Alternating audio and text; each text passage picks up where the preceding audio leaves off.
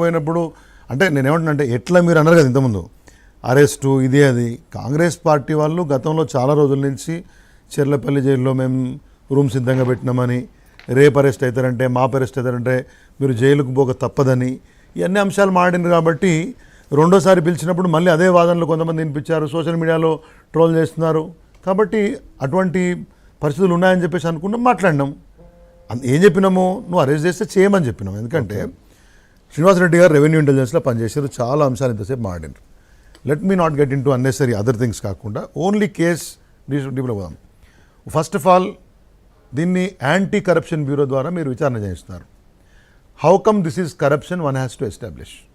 నాకు ఒక లేమ్యాన్గా మా రాకేష్ అన్నకో మరొకరికో కరప్షన్ అంటే ఏంటి, లంచం తీసుకోవడం. ఏదైనా పని చేసో ప్రభుత్వ అధికారులు ఎట్లయితే ఈ మధ్య దొరుకుతారు అక్కడక్కడ ఏదైనా పని చేసి లంచం తీసుకోవడం, లేకపోతే అదేదో క్విడ్ ప్రోకో అన్న మధ్య బాగా అయింది కదా, మీకు ఒక పని చేసి నేను ఒక లాభం తీసుకోవటం, లేదు మీకు ఒక పని చేసి నాకున్నటువంటి షెల్ కంపెనీసో మరొకటో ఇంకొనికి ఇన్వెస్ట్మెంట్ చేయించడం. ఈ రకంగా ఆర్థికపరమైన లబ్ధి నేను పొందినప్పుడు మీరు అన్న దాంట్లో యాడ్ చేయండి. మీరు అన్న వాటితో పాటు అధికార దుర్వినియోగం కూడా అవినీతి కిందకే వస్తుంది. I don't know to certain extent. అయితే జనరల్ గా మన దగ్గర when there is a money trial people అనుకుంటారు, ఫీల్ ఇట్ యాజ్ అది అవినీతి కింద వస్తుంది. సో యాంటీ కరప్షన్ బ్యూరో ఎట్లా అవినీతి ఎస్టాబ్లిష్ చేసినో దీనిలో నాకు అర్థం కాలేదు.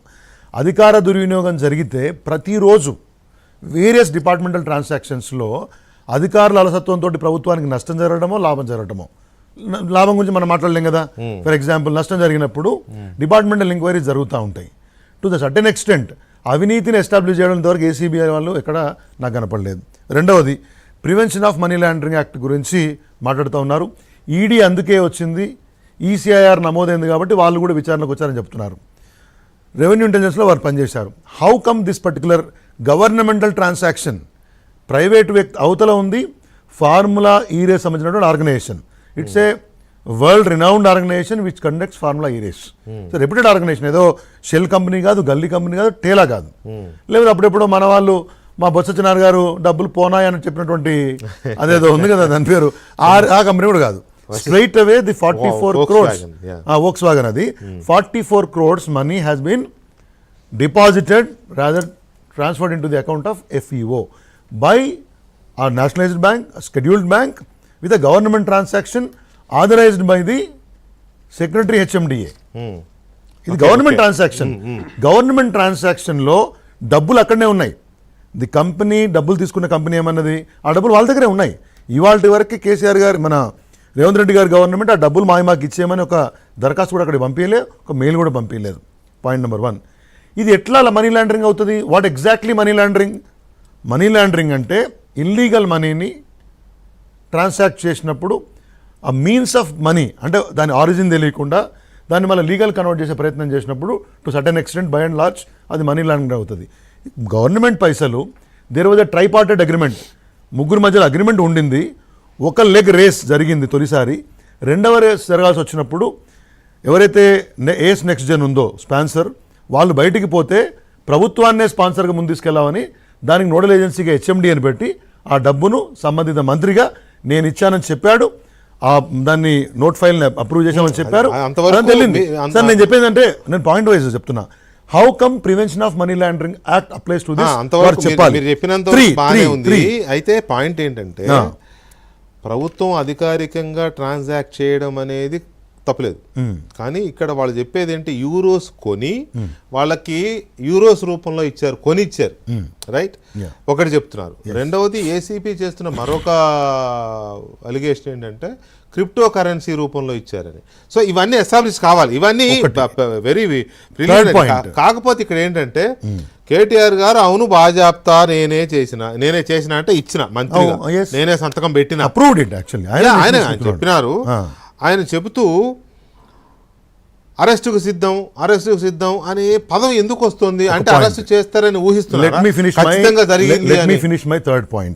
ఇప్పుడు ఫెమా గురించి చెప్పారు. I think that need to be explained in detail. Foreign exchange management యాక్ట్ను పూర్తి స్థాయిలో వారు చేయాలి.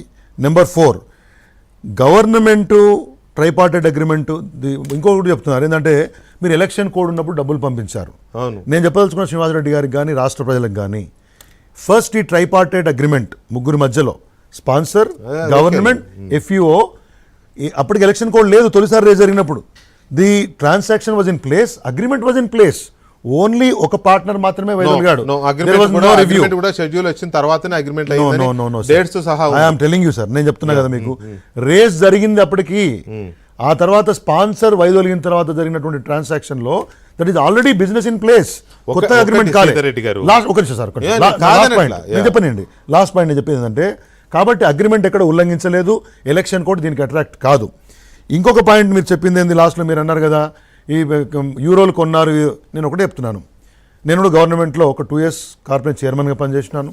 మన ఊరు మనబడి అనే కార్యక్రమాన్ని నిర్వహించడంలో యాక్టివ్గా పాల్గొన్నాను. How the business rules are implemented properly right from initiation of an indent what need అని చెప్పి నుంచి దాని అప్రూవల్ అయిన దానికి ఐ అండర్స్టాండ్ ద ప్రాసెస్. ఒకసారి ద మినిస్టర్ కన్సర్న్ డెసిషన్ తీసుకున్న తర్వాత బిజినెస్ రూల్స్ ఇంప్లిమెంట్ చేయాల్సింది ఎవరండి? Secretary business rules. ఏమంటున్నా అంటే నేను అక్కడికే అరెస్ట్ ఎందుకంటున్నా అంటే ఒకటి గుర్తుపెట్టుకోండి, కాంగ్రెస్ పార్టీ డబుల్ స్టాండర్డ్స్ అని నేను ఎందుకు అంటే నరేంద్ర మోదీ గారి ప్రభుత్వం మీద చిదంబరం గారిని అరెస్ట్ చేసినప్పుడు, మరొక కాంగ్రెస్ పార్టీ నాయకుడిని అరెస్ట్ చేసినప్పుడు, రాహుల్ గాంధీ గారి మీద ఇదేంటది యంగ్ ఇండియా కేసు అనేది, లేకపోతే డెక్కన్ హెరాల్డ్ కేసు అవి చెప్పినప్పుడేమో మీరు ఈ ఈడీ రాంగండి, సిబిఐ రాంగండి, అన్ని రాంగండి. ఇవాళ మేమేం చెప్తున్నాము, పార్టీలుగా intention of the government was not wrong, intention of KTR was not wrong. ఒక్క మాట కరెక్టే. మా కరెస్పాండెంట్ చెప్తున్నప్పుడు కూడా నేను చెప్పాను, ఒక రాజకీయ పార్టీగా ప్రతి అవకాశాన్ని రాజకీయంగా తనకు అనుకూలంగా మలుచుకోవడం కోసం ట్రై చేయడం తప్పేం లేదు, సింపతికి ఏం చేయడం కోసం అది కూడా తప్పేం లేదు. ప్రయత్నం అదే కదా. అదేనండి, వాళ్ళు కాదండి, మీరండి, మీ పార్టీ కూడా ఇవాళ అరెస్ట్ అవుతాడు కేటీఆర్ గారు అనే ఇది వెళ్తే క్యాడర్స్ వస్తాయి, దాని తప్పేం లేదు దాన్ని ఇది చేసుకోవడంలో. కాకపోతే ఇక్కడ పాయింట్ ఏంటి, మీరు బాజాప్తా నేనే చేసిన ఈ అగ్రిమెంటు, నేనే పైసా రిలీజ్ చేసిన కేటీఆర్ గారు అంటున్నారు. కానీ అక్కడ జరిగింది మనీ ట్రయల్ కాదు, క్యాష్ ట్రయల్ అని వాళ్ళు చేస్తున్న అలిగేషన్. ఇది ఏసీబీ ఎస్టాబ్లిష్ చేయాలి. ఒకటి నా పాయింట్. రాకేష్ రెడ్డి గారు ప్లీజ్ మీరు